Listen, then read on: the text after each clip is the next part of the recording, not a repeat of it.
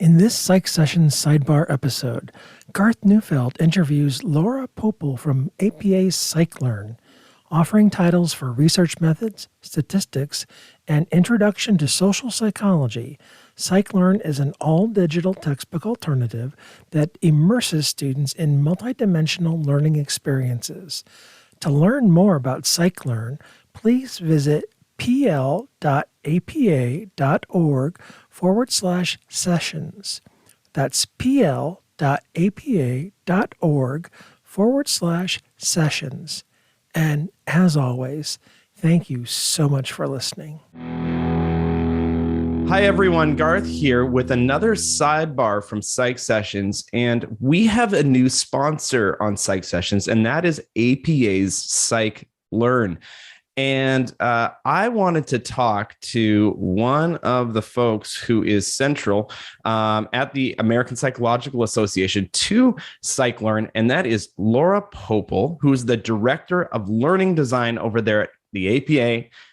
Laura, thanks for sitting down and helping me and our listeners understand a little more about PsycLearn. Can you just tell us a little bit, where did PsycLearn come from? That'll be the first kind of question. And the second is that we'll get into is, what is PsycLearn? So the first one, where did PsycLearn come from? What's the history? What's the need? And then we can move on from there. Hi, Garth. Well, thanks for having us and having me talk about PsycLearn, something near and dear to my heart. So as you and listeners likely know, APA has been in a very small way in the higher education space for decades. I mean, the publication manual is the Bible for so many undergraduate and graduate students, and all of the ancillaries and the sort of peripheral materials around that, including academic writer. And we also published some trade books, but we were not in the higher education publishing space until about 5 or 6 years ago, when in looking at the state of higher education publishing and how it seemed that it was continuing to be in a more or less perpetual state of disruption, in part because there was a struggle on how to use technology in that space, both technology solutions for instructors and technology solutions for students. Clearly, there was a movement in that direction and had been for decades. However, traditional publishers were not well suited for figuring out what to offer, a traditional ebook, or what do they do for instructors, and how do you make use of the internet optimally? How do you use that in classes? So APA noted that, as well as the pressure the publishers in particular, but really everyone in higher education was under because of the high cost of published materials and what students were being expected to dole out for traditional textbooks. And so in trying to determine how to address that, traditional publishers often were looking at learning science principles and the research coming out of cognitive psychology and other places within psychology and how students learn, and trying to cobble together a solution based on those psychological principles that were being researched by psychologists. And APA rightly noted that that's something we could do really well because we are psychology, we are psychologists. And so it appeared that there could be a place for us to come in and help within that publishing space for psychology texts or text alternatives, something digitally driven that would replace the textbooks that were pretty long in the tooth with their linear presentation of content and very flat way of presenting content, and ended up, by virtue of the way you had to produce textbooks, they were very expensive and they could not be updated easily. So there was a lot that was challenging about a textbook. You want to make really good digital first content, you want to think about the learning science so that you're optimizing the experience for students. Who better than psychologists to do that? And with a mission-driven approach that APA takes, we were intent upon finding an affordable solution for students. So the decision to pursue a higher ed textbook alternative solution was made.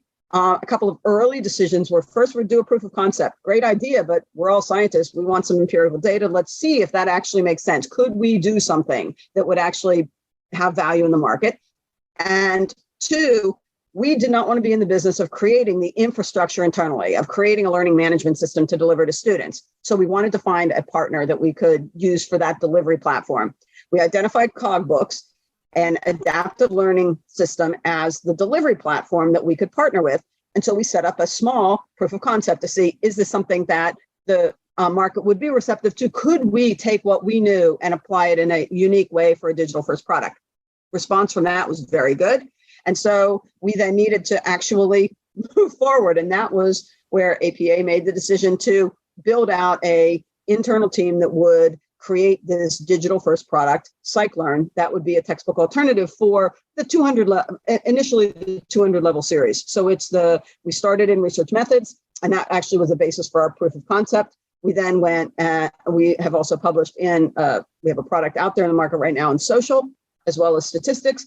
We have in development right now, mental health, cognitive and developmental psychology, and more in the pipeline. Wow, you have done a lot over there, and it seems that the success of PsycLearn is bringing more options to the product, right? So there are going to be more. If it wasn't working, I suppose APA is pretty good at looking at ideas that aren't working and saying we're going to shut that down, but instead they're expanding it, which is pretty great. So we have all these titles. I want to get. I've actually got a bunch of questions based on what you've just explained to us.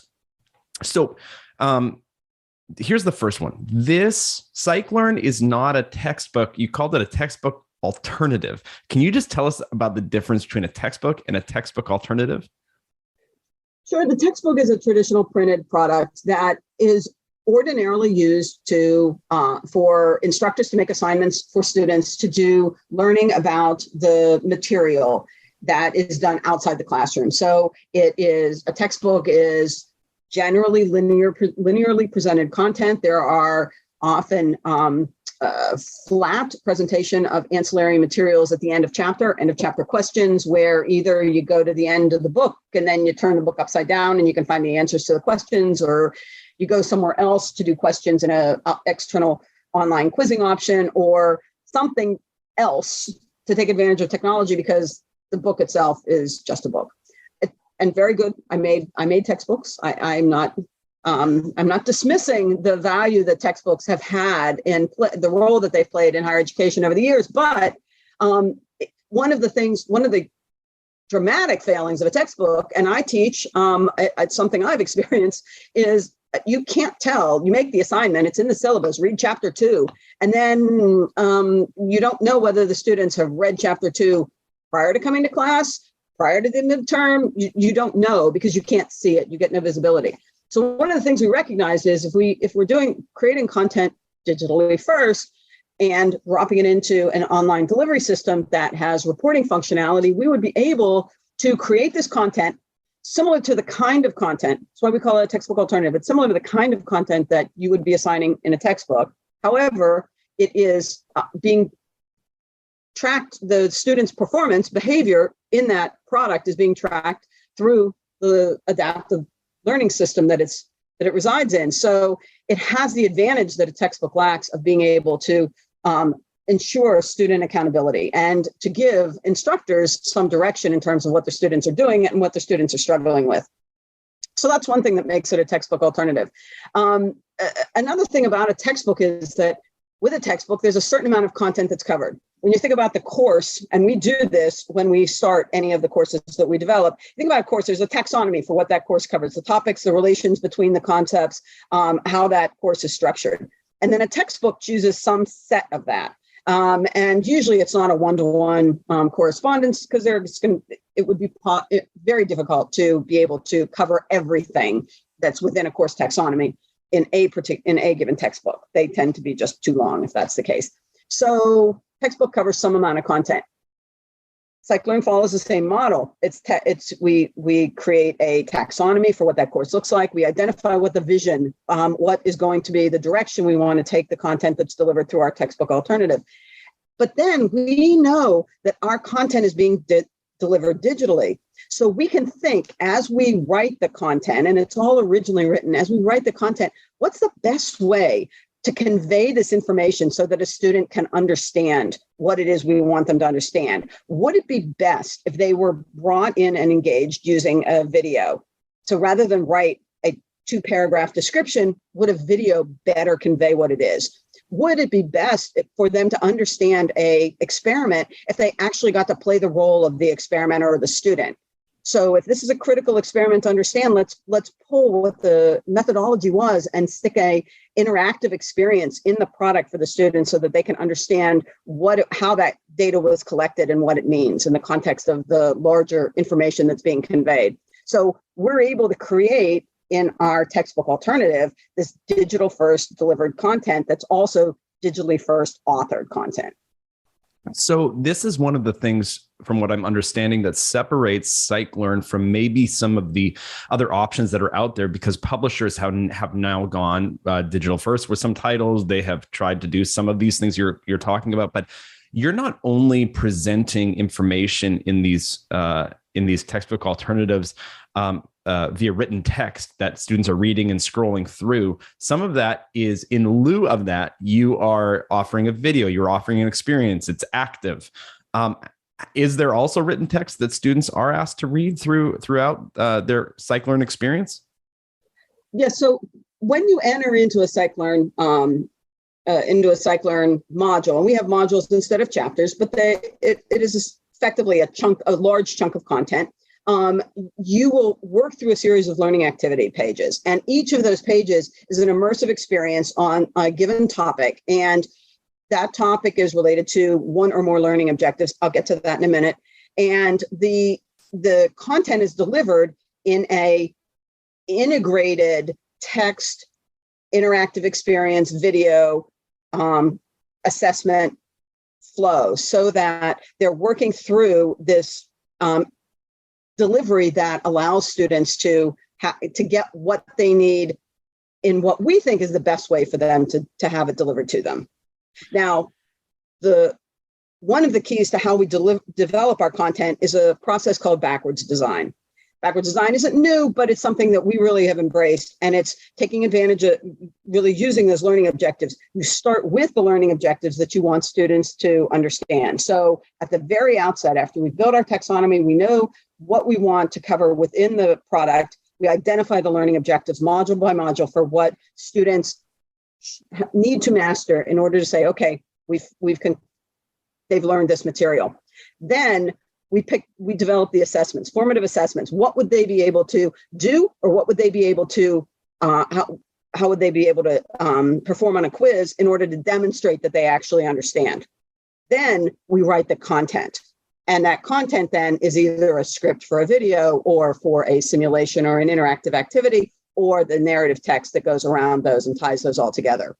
So, and then the text bank that accompanies all this is actually tied to those same learning objectives as well. So there's a through line going through our content, which I know textbooks put learning objectives at the front. I was within traditional publishing.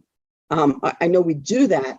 This is a different adherence to a process that really is designed to ensure that the students are not only getting and understanding those learning objectives, but that we can demonstrate that for them and we can demonstrate that to the instructors. It sounds like you are probably needing to give up a little bit of breadth to do this depth work in these courses to identify those learning outcomes and work them backwards.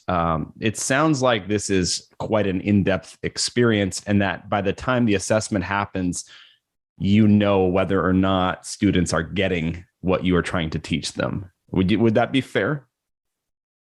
I don't know that we cover significantly less content. I feel confident that the way we deliver the content is more effective at helping students understand the material. The adaptive learning platform that we chose is CogBooks, and adaptive is a word that gets bandied about in 100 different ways. How CogBooks has implemented an adaptive system is that at the end of each bit of chunk material, and for us, that's a learning activity page, they invite students to determine whether or not they feel they understand the material a lot, a little, not very much, or not at all.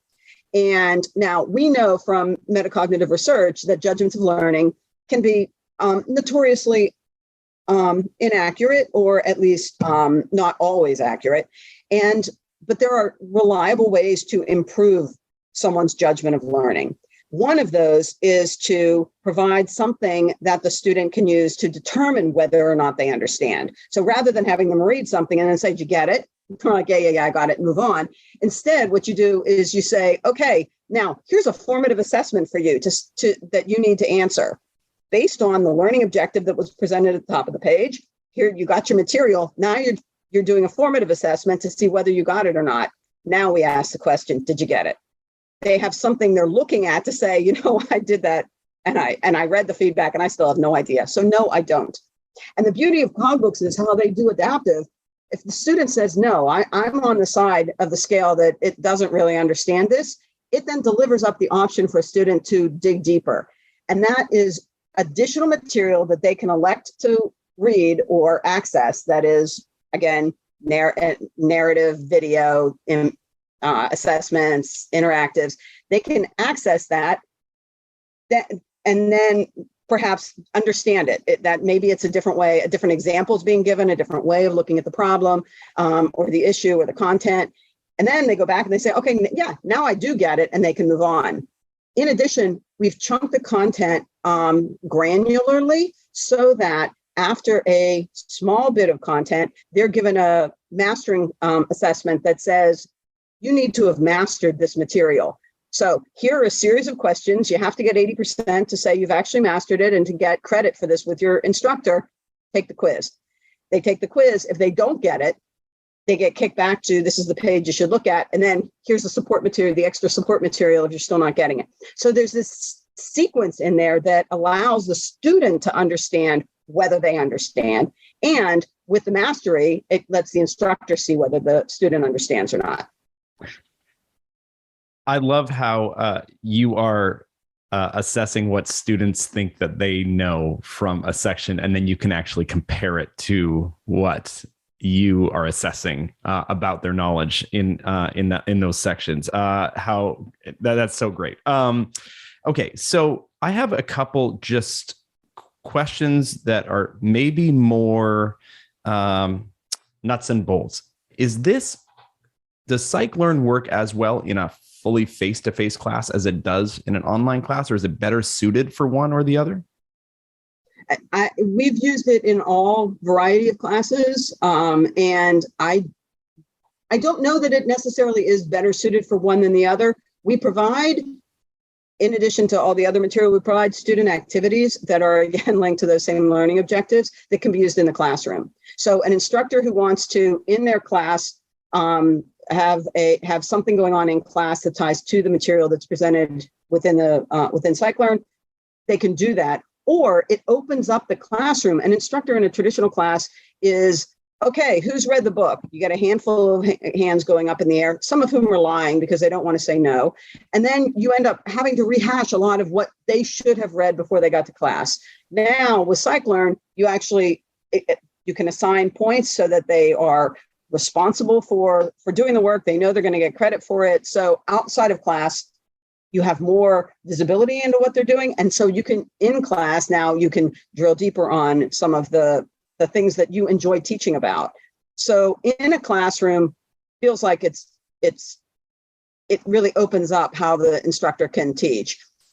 In a hybrid class or an exclusively online class, it then becomes an easy way for you to be tracking their materials. But either way, it's still providing the informational infrastructure that a textbook would give to a student. And so you would use a textbook in a hybrid class or an exclusively online class or an in-person class. Textbook alternative can operate in exactly the same way.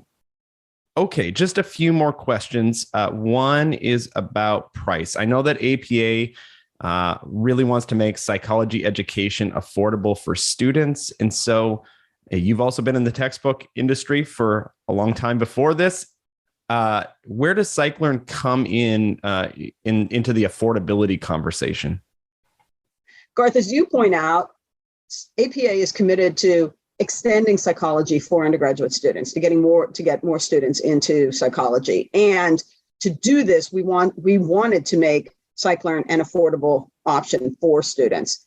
Toward that end, the price point comes in significantly lower than traditional textbook pricing, and really lower than most of the options that publishers will cobble together, loose leaf pages or other things to try to bring prices down. And when they do that, they create options that don't have the same kind of pedagogical integrity that PsycLearn has naturally at its low price point.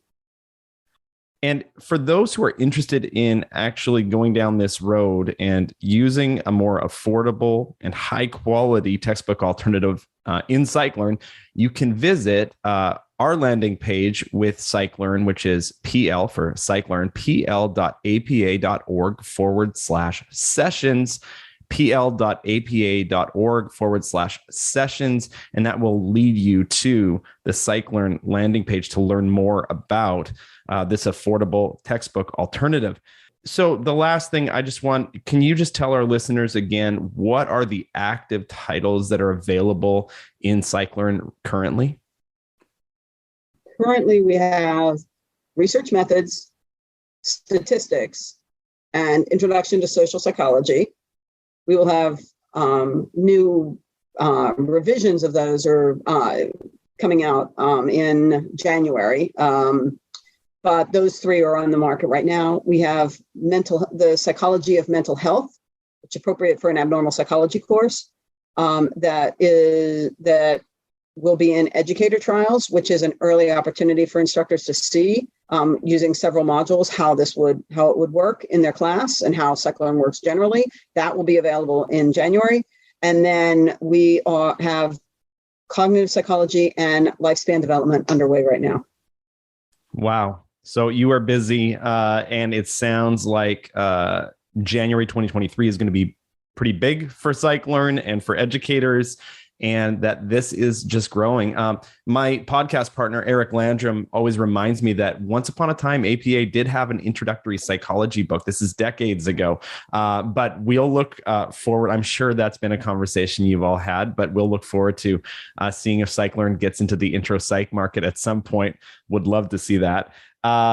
Okay, so I think those are all the questions I have. Laura, is there anything that we didn't discuss that you want to share with our listeners before I give them this URL once more? Yes. One of the things that digitally delivered products are able to do and are expected to do, but don't always do, is pay attention to ADA compliance for the delivery of content. Very important that everyone be able to use the products that are being delivered. And that's one of the things, and this goes back to your point about APA being very committed to doing the right thing. There's the adherence to ADA compliance within this product and the various ways that we have chosen to make sure that everybody has a really meaningful, immersive learning experience is unlike anything I've seen in the industry elsewhere. And I think it's worth taking a look at some of that. We create for all of our interactives, if they are not naturally screen reader enabled, we create keyboard alternatives so that those keyboard alternatives will be. It means rather than either ignoring ADA compliance or doing the bare minimum of ADA compliance, or looking at content that you want to deliver or an experience you want to deliver and saying, oh, that's too hard to make ADA compliant.